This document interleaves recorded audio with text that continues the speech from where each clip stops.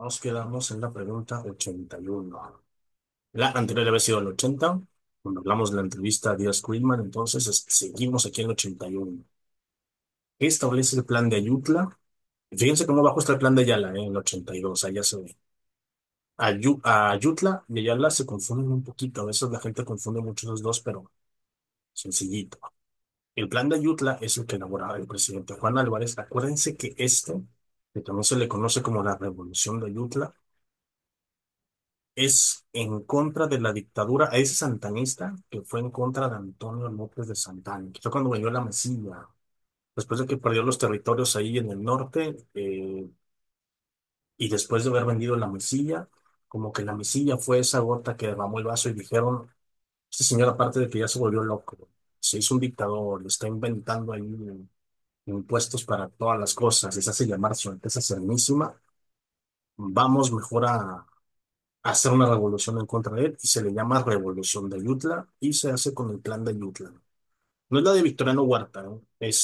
Desconocer la dictadura de Huerta fue el plan de Guadalupe, es el plan de Guadalupe que hace Venustiano Carranza. Desconocer al gobierno de Comonfort y de Guillermo Prieto, eso es el plan de Tacubaya. Comonfort y Guillermo Prieto fueron personas liberales, que estaban defendiendo la Constitución del 57 y acuérdense que antes de la Guerra de Reforma se dan un golpe de Estado como ellos mismos para reformarla y quedar bien con todos, pero al final acabó siendo en un relajo. Entonces esa es la misma, esa es la de Tacubaya, no, es la de contra Santana. Ya sé que son muchos planes, ya sé que son muchos tratados contra muchas personas, pero hay que diferenciarlos, ¿no?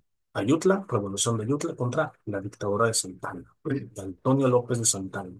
Ese que perdió contra Estados Unidos, ese que perdió la mitad del territorio, el que firma el Tratado de Guadalupe Hidalgo, ¿no? Nada más. Y luego dice, ¿qué establece el plan de Ayala? El plan de Ayala, acuérdense que es el de Zapata.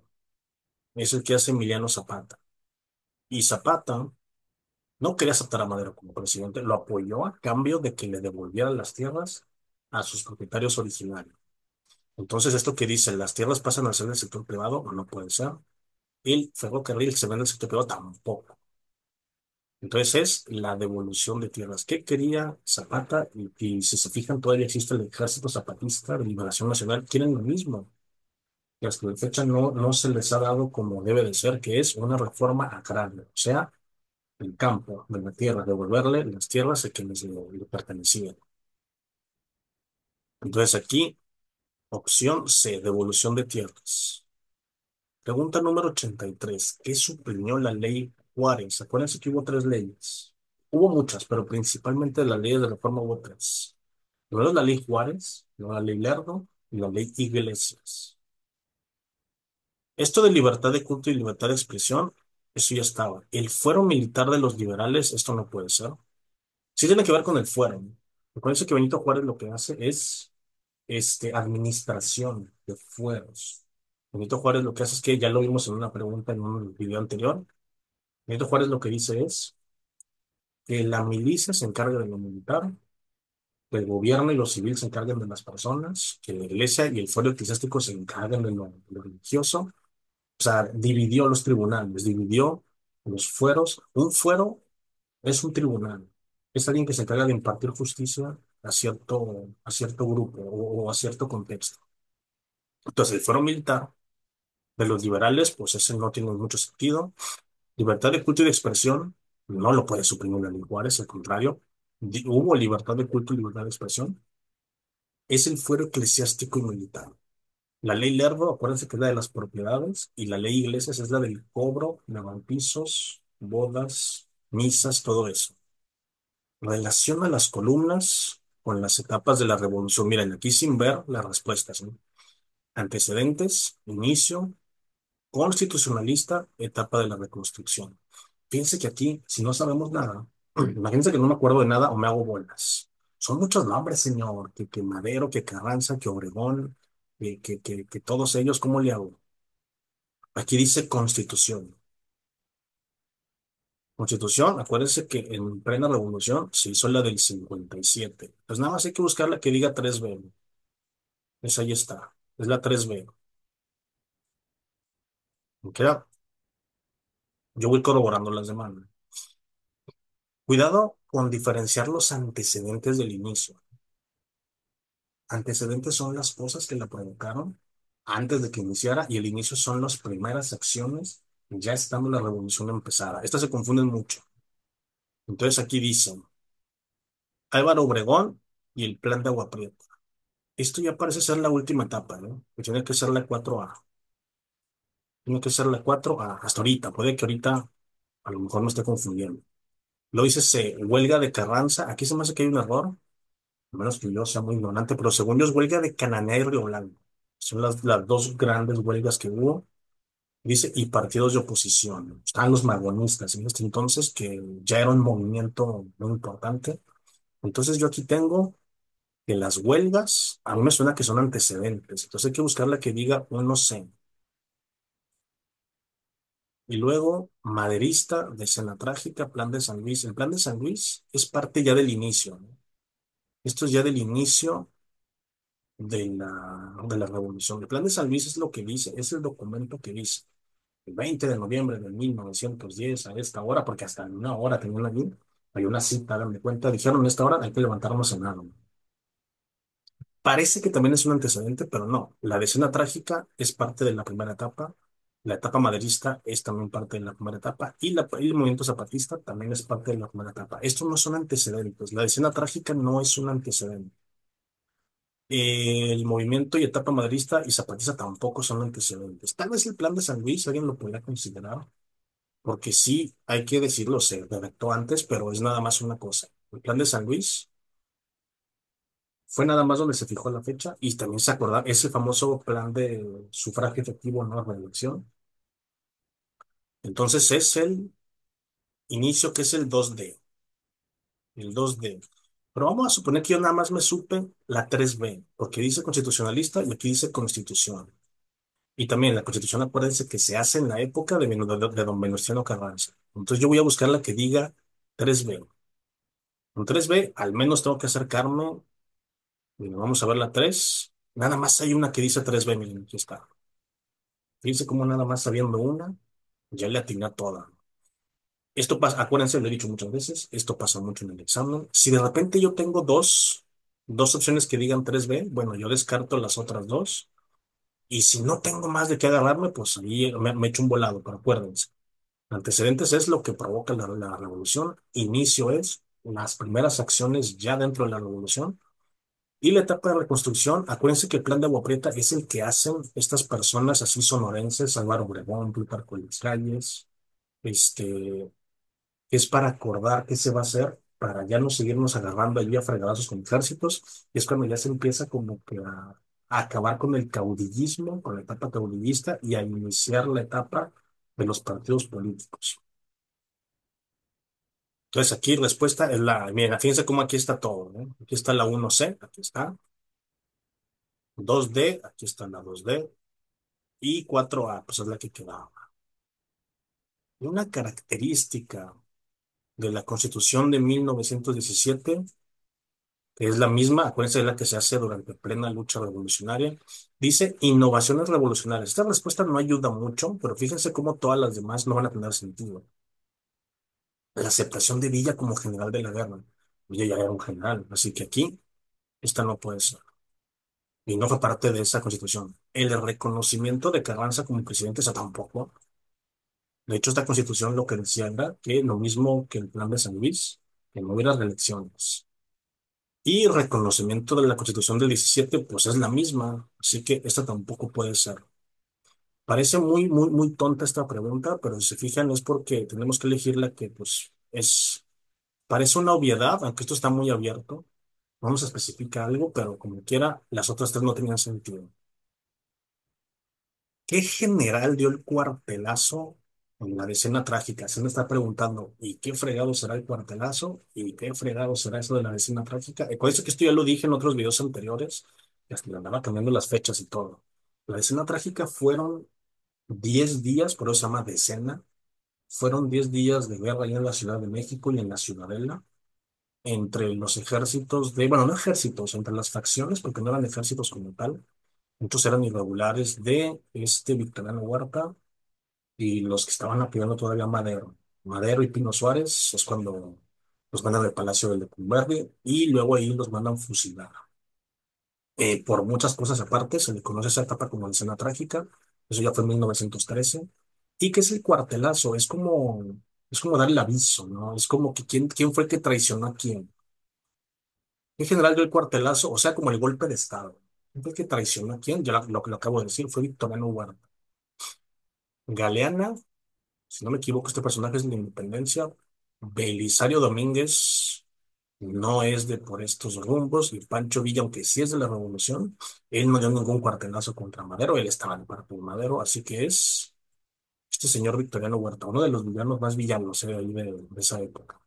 Él es el que traiciona a Madero y a Pino Suárez, los asesina, los manda a fusilar ahí, o sea, él personalmente, ¿no? Pero él los manda ahí a fusilar en el Palacio de Lecumberri, y luego él se va a hacer, nombrar presidente, y va a ser una dictadura que va a durar poquito. Es la que luego va a quitar Venustiano Carranza con su plan de Guadalupe. Ordena cronológicamente los siguientes acontecimientos. Aquí me ponen a República Restaurada, La Mesilla, Imperio de Maximiliano. Aquí yo ya tengo la opción, pero imagínense que yo no la estoy viendo. Imagínense que no la tenemos ahí. Sí está un poquito complicada esto, porque parece que todas son de la misma etapa.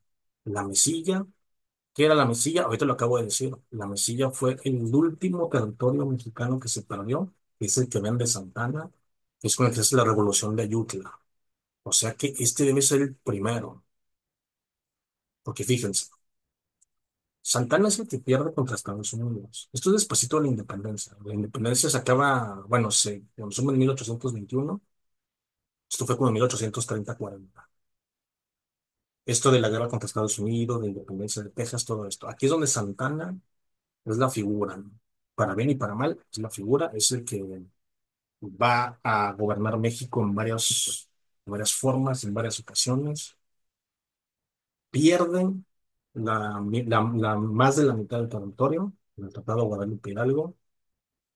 Este, Después de eso, va a ser presidente otra vez. Es cuando se va a mandar llamar a su Alteza Serenísima. Va a ser un dictador, va a inventar impuestos para cualquier estupidez que se les ocurra. Y luego, Estados Unidos, ya lo había comentado, quería ese territorio que está en lo que hoy es el norte de Chihuahua y Sonora. Se conoce como la Mesilla. ¿Por qué? Porque había oro. Se dieron cuenta que había mucho oro y dijeron, vamos a poner aquí un tren.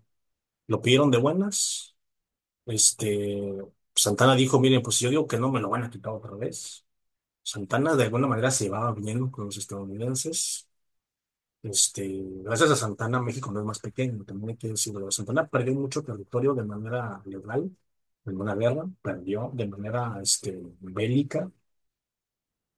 Y este territorio de la Mesilla, él sabía que si no se prestaba a venderlo, sabía que se le iban a quitar con quién sabe cuánto más, entonces mejor lo venden. Y esto desencadena esta revolución de Ayutla, el plan de Ayutla, que es el que hacen para quitarlo a él de esta, ¿cómo se llama? Quitarlo de la dictadura. Es aquí donde va a llegar Benito Juárez y luego va a llegar Lerdo de Tejada. Bueno, pero antes de eso, va a ser la guerra de reforma, porque ya estando ahí Juárez, estando como el Ford, Guillermo Petro, los liberales, van a hacer la guerra de reforma. Bueno, van a hacer la reforma, esto va a provocar la guerra. Después de la guerra, acuérdense, es la suspensión de pagos. Con la suspensión de pagos vienen otra vez, lo repito, ya sé que es muy aburrido, pero para que vean cómo va haciendo cómo se va dando todo. Juárez suspende los pagos a quién? Acuérdense, a Inglaterra, a España y a Francia. En la deuda que tenían con estos tres países desde hace tiempo, que son los tratados de Londres cuando vienen a cobrarnos, luego tratado de nacionalidad, cuando ya acordamos que sí les vamos a pagar, pero esos conservadores que perdieron la guerra de reforma van a apoyar a Francia para que intervenga. Entonces es cuando vienen los franceses, traen a Maximiliano, por eso el Imperio de Maximiliano debe ser el Imperio de Maximiliano debe ser la segunda opción. Y después de todo el rollo de el Imperio de Maximiliano, cuando le retiran el apoyo los franceses, Estados Unidos interviene para apoyarnos gracias a Juárez, se restaura la República, esa es la 3. Entonces nos queda 2, 3 y uno. Aquí está, 2, 3 y uno. Esa es la respuesta correcta. Vámonos aquí al 88. Otra vez nos dice, ordena cronológicamente los siguientes acontecimientos. Muchas de las preguntas del examen ya vieron que son así. Así van a ser. No es tanto que se aprendan las fechas, sí es bueno tenerlas ahí en el radar, pero más que nada quieren que lo podamos acomodar y la única manera de hacerlo es entendiendo qué pasó antes y después. Dice, Tratados de Córdoba, esto ya fue el final de la independencia. Conspiración de Hidalgo, eso tiene que ser muy al principio. Grito de Dolores, tiene que ser primero la conspiración y luego el grito de Dolores, totalmente. Luego dice Imperio de Iturbide, aquí cuidado, ¿eh? Los tratados de Córdoba es lo que pone fin a la independencia de México. Es cuando ya se consume, el 27 de septiembre de 1821, 10 años después del inicio de la guerra. Pero luego de ahí va a venir el Imperio de Iturbide. Así que el Imperio de Iturbide debe ser la última. Si se fijan, el Imperio de Iturbide en estas tres coincide que es la última. Así que aquí nada más nos deshacemos de la de. Entonces yo tengo que buscar la que antes diga uno. Esta tiene que ser la 4, el Imperio de Iturbide, y la uno tiene que ser los tratados de Córdoba. Me estoy yendo de atrás para adelante. Entonces aquí nada más yo tengo una que dice 4 y uno. Es esta de aquí. Ya sé que han de decir, ahí está subrayada, ya sabemos. Pero fíjense cómo aquí empieza por la 3. El A empieza por la 3, que es el grito de Dolores. Sí nos podemos ir con la finta de esta, ¿eh? Pero luego me dice que es el uno, los tratados de Córdoba. Es imposible que después del grito de Dolores sigan los tratados de Córdoba y luego después sea la conspiración de Hidalgo. Eso pues, no tiene ningún sentido. Aquí el segundo ya, el tercero que dice, dice que empezamos por los tratados de Córdoba. Este simplemente no puede ser. Es imposible que los tratados de Córdoba, los tratados de Córdoba, que es con lo que se pone fin a la independencia, sean antes que la conspiración y que grite y que todo. Entonces, opción correcta es la opción B. ¿Por qué se dio el movimiento de 1968? Pregunta 89, ya vamos acercando a la 100. Antes de ver las opciones, acuérdense que este movimiento se da por el autoritarismo del gobierno. El gobierno es muy autoritario. Aquí yo no veo la palabra autoritario. Aquí no se ve, pero aquí dice por la democracia del pueblo, pues no. Dice por la antidemocracia. La palabra antidemocracia es sinónimo de autoritarismo. Democracia es que uno elige a los gobernantes o uno toma decisiones. Yo aquí en México eso, el, el ciudadano civil de a pie como nosotros, pues eso no lo ha hecho nunca, aunque se supone que así debe de ser. Pero cuando un gobierno es antidemocrático es cuando no quiere opciones más que la suya. Y el gobierno de estas épocas, el de Gustavo Díaz Ordaz, era muy autoritario, era muy antidemócrata, así como el de hoy, ¿verdad? Así como el de los últimos 10 años, igualito, ¿no? Que no le gustan opiniones contrarias, que si uno los critica o los cuestiona, se enojan, atacan periodistas, lo mismo. Entonces había una antidemocracia igual que hoy, igual que en la época de Porfirio. Entonces aquí, esta es la opción correcta. Y luego dice la opción C, por la ausencia del presidente durante el gobierno, no. El presidente estaba más puesto que nunca, pero pues era muy autoritario. Y por la rebeldía de unos cuantos jóvenes. Podríamos pensar esto, pero no. No se debió una rebeldía nada más de unos jóvenes. Fue porque hubo un autoritarismo brutal y hubo movimientos estudiantiles que eran los que cuestionaban todas estas faltas de democracia. Entonces, esa tampoco es la opción correcta, antidemocracia, que ya sabemos que es lo mismo que autoritarismo. ¿Cuáles son las características políticas del régimen de Porfirio Díaz? Ya estamos en la 90.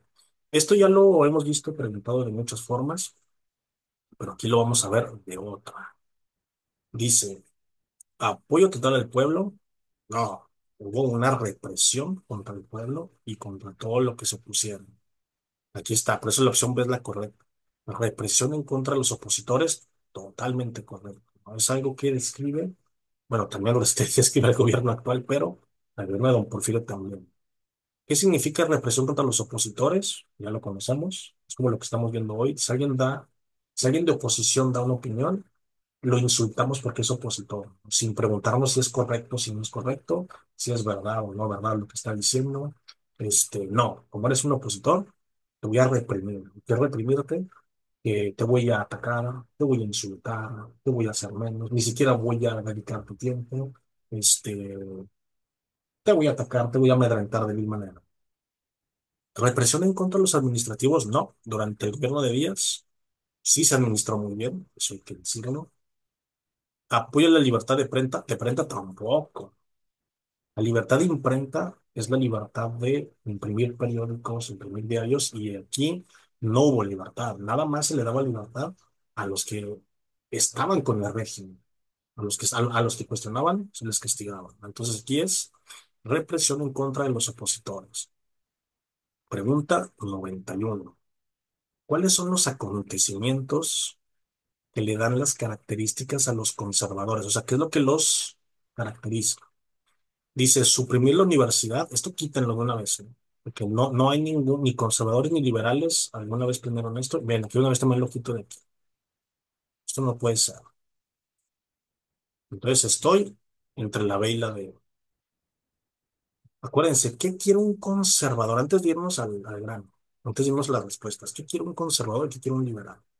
El conservador quiere que las cosas no cambien, por eso se llaman conservadores. Vamos a conservar las cosas como están, vamos a conservar el orden. ¿Qué quiere el liberal? Un cambio. El liberal quiere un cambio. Entonces, el conservador, por ejemplo, en estas épocas de la reforma, que no son muy diferentes a las de hoy, el conservador lo que quiere es el orden antiguo, los privilegios a un grupo pequeño de gente. Eso es de conservadores. El liberal quiere ideas liberales. En esta época las ideas liberales eran de la ilustración. La división de poderes es una idea de la ilustración, es de liberales. Que todo el poder se conserva en un partido, en un grupo, eso es de conservadores. Dar privilegios o mantener los privilegios de esos grupos también es de conservadores. Quitarlos es muy liberal. Entonces, aquí donde dice dividir los poderes políticos, eso es de liberales. Esto tampoco puede ser. Aquí dice igualdad y supresión de la monarquía. No, los conservadores en esta época querían la monarquía, por eso trajeron a Maximiliano. Sí, aquí sí querían la monarquía, entonces tampoco puede ser por esto. Y pues igualdad tal vez, de dientes para afuera la querían, pero aquí esto es lo importante. Ahora, ¿qué es lo que no quieren? Ah, por eso aquí está. ¿Qué distingue a los conservadores? No dividir los poderes políticos, es correcto. Que todo esté, porque ¿quién tenía aquí el control? La iglesia. ¿Qué fue lo que hizo Benito Juárez con sus leyes liberales? Dividir.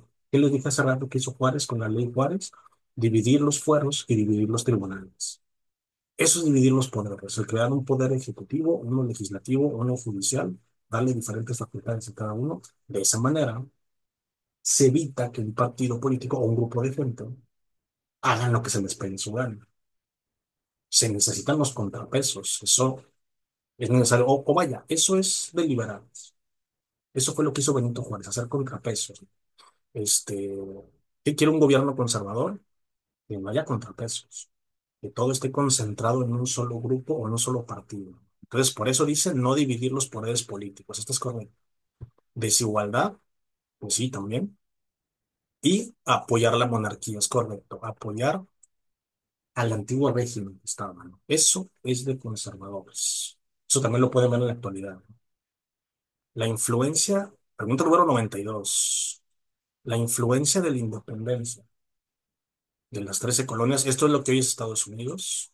Parece que empezaron siendo 13 colonias allí al este de lo que hoy es Estados Unidos, nada más una franjita. Entonces, la influencia de la independencia de lo que hoy es Estados Unidos y la Revolución Francesa, ¿de qué manera influyeron a los liberales? Lo contrario de lo que vimos aquí arriba, a los liberales. Otra vez, suprimir la universidad siempre quítenlo, porque ni liberales ni conservadores creen eso de suprimir la universidad. Eso quítenlo de una vez. Y luego tenemos, fíjense que todo se decide igual que aquí arriba, ¿eh? Es la misma pregunta de aquí arriba, pero al revés. Pero aquí dice, ¿de qué manera influyeron los liberales? ¿Por qué la Revolución Francesa y la independencia de las 13 colonias se influyó aquí? Recuérdense que son ideas, lo acabo de decir, son ideas de la Ilustración. ¿Cuáles son las ideas de la Ilustración? son totalmente liberales, porque son igualdad, libertad, fraternidad. Esas son las ideas de la Ilustración que primero causaron la independencia de las 13 colonias, que han de decir, momento, ¿qué no? Si son ideales franceses, ¿por qué no fue primero en Francia? No, porque esas ideas, aunque estuvieron en Francia un rato, llegaron primero allá. Acuérdense que estas 13 colonias eran colonias inglesas y se emanciparon primero de Inglaterra, de la corona británica, de la corona inglesa. ¿Por qué es más importante la Revolución Francesa y no la independencia de las 13 colonias? Muy sencillo, ya lo había dicho, pero lo repito. La independencia de las 13 colonias fue en América y se emanciparon de la Gran Bretaña, de la corona que estaba allá en Europa. Pero la Revolución Francesa fue en Francia contra el gobierno francés. Por eso es más importante. Y todos son con los mismos ideales. Entonces son ideales liberales. ¿Y cuáles eran esas ideas? Dividir los poderes políticos. Esto es de liberales. Dividir los poderes. La igualdad, ya lo dije, libertad, igualdad y fraternidad, y la supresión de la monarquía totalmente. Esto es muy liberal, esto es muy la Ilustración, y la Ilustración es lo que provoca la independencia de las 12 colonias y la Revolución Francesa. No debe haber ninguna duda con esto. Pregunta 93. Durante el gobierno cardenista, o sea, el de Lázaro Cárdenas, se incrementó el número de huelgas laborales, incluso fomentadas por el propio gobierno para obtener mejores salarios. ¿Qué propició el impacto de estas huelgas? Aquí es muy sencillo. Si yo soy el gobierno y estas empresas privadas, que pues la mayoría eran de extranjeros, si empiezan a tener huelgas, ¿qué hago yo? Gobierno, pues eso me da mi libertad de meter la mano. Lo que digo, ¿saben qué? Bueno, les voy a dar más beneficios, pero voy a tener también el control. Voy a meter mi mano ahí también, ¿no? Que el gobierno meta mano en la economía. Entonces, por eso es la respuesta correcta a la B. El impulso del control económico en empresas por parte del Estado.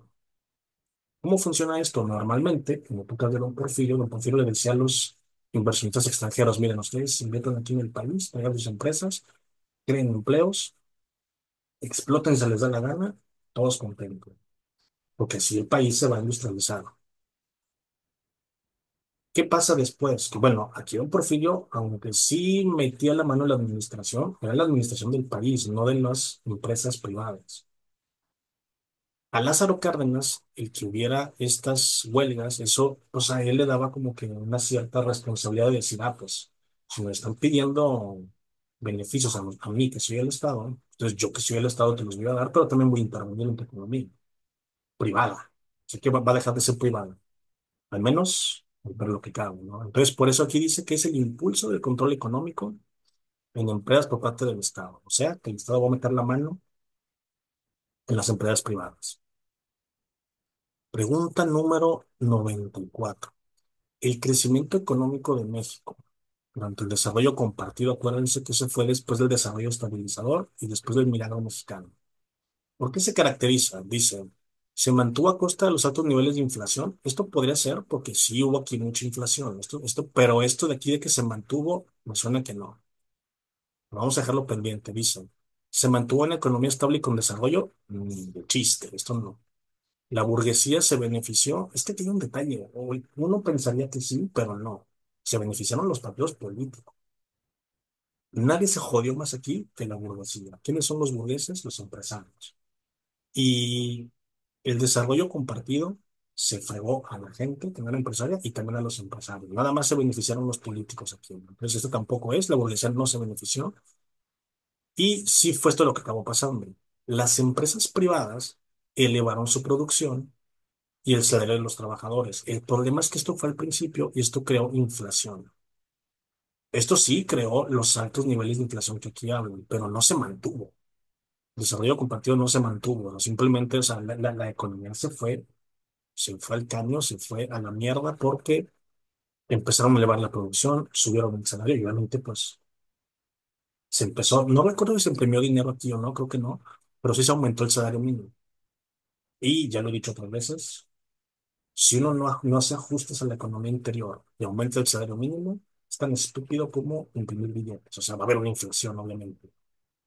Entonces, aquí esta es la respuesta correcta, la D. Pregunta 95. ¿Cuál fue el hecho internacional que propició el retiro del apoyo de Francia a Maximiliano? Maximiliano fue el que trajeron los franceses, pero Maximiliano no era francés, acuérdense, ¿no? Era de la casa austriaca, era de los Habsburgo, pero Francia tenía buenas relaciones con la corona austriaca, entonces se lo traen, porque para Napoleón III pues él tenía que seguir ocupado allá. Napoleón III, acuérdense que se sentía como si fuera su tío Napoleón. Entonces él estaba ocupado en Francia, él no se iba a ir de Francia, y a Maximiliano pues lo iba a mandar para acá, a cambio de que perdiera privilegios allá en Austria y en Francia también, porque si no me equivoco también iba a ser heredero de algunos privilegios ahí franceses. Entonces Francia sí lo apoya. ¿Qué produce que Francia deje de apoyar a Maximiliano? Porque, ojo, Maximiliano aquí llegó apoyado por todos, por los conservadores y por los franceses. ¿Por qué los conservadores le quitaron su apoyo? Eso ya lo había dicho antes, pues fue porque los conservadores se dan cuenta que este Maximiliano, que viene de Europa, donde están las ideas liberales con todo, pues se dan cuenta que es más liberal que los liberales que le han quitado a ellos, ¿no? Eso no le gusta a los conservadores y le empiezan a quitar su apoyo. ¿Pero por qué Francia le quita el apoyo? Ahí dice guerra de los ducados, guerra de los 3 años, guerra contra Estados Unidos. ¿Por qué Francia retira su apoyo? Esta no puede ser, porque la guerra contra Estados Unidos, Francia no tiene nada que hacer. Hubo franceses allí en esa guerra, pero esa parte, ¿no? La guerra de los 3 años, o sea, la de Reforma. La guerra de los ducados es otra muy diferente, es una que ocurre allá. Es la guerra franco-prusiana. Es una guerra que estaba peleando Napoleón III en Francia contra el Imperio Prusiano, que es parte de lo que es Alemania.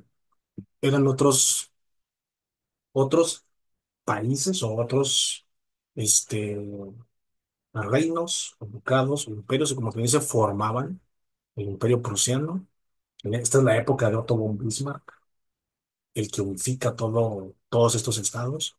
Y estos estados ya juntos le estaban haciendo la guerra a Francia, que se le iban a acabar ganando, ¿no? Entonces, como Francia estaba apurado, perdiendo territorios en él, en su casa, allí en su casa y con su gente, como dicen, pues tuvo que retirar el ejército que tenían aquí para llevarlo a pelear allá, ¿no? Entonces Maximiliano se queda sin el apoyo de los conservadores y sin el apoyo de Francia. Entonces se queda solito, nadie ya no tiene apoyo de nadie. Siguiente pregunta, la 96. El Plan de San Luis estableció entre sus artículos, dice, ferrocarriles a la inversión extranjera. Acuérdense que el Plan de San Luis es el que hace Madero, ahorita lo vimos, es el que hace Francisco y Madero eh, cuando don Porfirio lo mete a la cárcel y luego le escapa. Es el famoso de sufragio efectivo, no reelección. Es el que le dice a la gente que hay que ir al levantamiento de armas el 20 de noviembre de 1910. Entonces, esto no puede ser, porque no es de que le des cosas a los extranjeros. Esto tampoco puede ser la B. Las tierras pasan a manos extranjeras. Esto no puede ser. Este de aquí sí, ¿eh? El principio de no reelección, eso sí era parte de su lema del plan de San Miguel. Aquí el C por eso es la correcta, fíjense, dice, establecer como rango constitucional el principio de no reelección y la devolución de tierras. Bueno, esto ya es más del plan de Ayala, pero Madero también lo tenía en su plan, pues para que él y Zapata se lo unieran, ¿no? Y luego dice principio de no reelección, esto está bien, pero luego lo que sigue, no. Las tierras pasan a manos del Estado, no. Las tierras tienen que ser devueltas a la gente. Entonces es opción correcta, inciso C. Pregunta 97. Características del primer gobierno de don Porfirio Díaz. Aquí, cuidado, aquí se fijan, es la pacificación, esa es la primera parte. Hay dos que dicen pacificación y hay dos que dicen no pacificación. Obviamente aquí es una de las primeras dos, es pacificación. ¿Por qué pacificación? Porque don Porfirio, cuando llega al poder, por ahí de los 1800, finales de 1870, principios de 1880, él encuentra el país hecho un completo desmadre. ¿Por qué? Porque Benito Juárez había sido dictador más de 15 años, Lerdo también se quería elegir, entonces el país estaba muy endeudado, ¿no? El país estaba, aunque hubo una buena etapa de la República restaurada, el país estaba muy endeudado. Entonces estaba creciendo, eso sí, pero estaba endeudado. Pero estaba hecho un desmadre en cuestión de seguridad. El país era muy inseguro. Así como hoy hagan de cuenta, ¿no? Entonces, ¿qué es lo primero que hace don Porfirio? Hay que pacificarlo.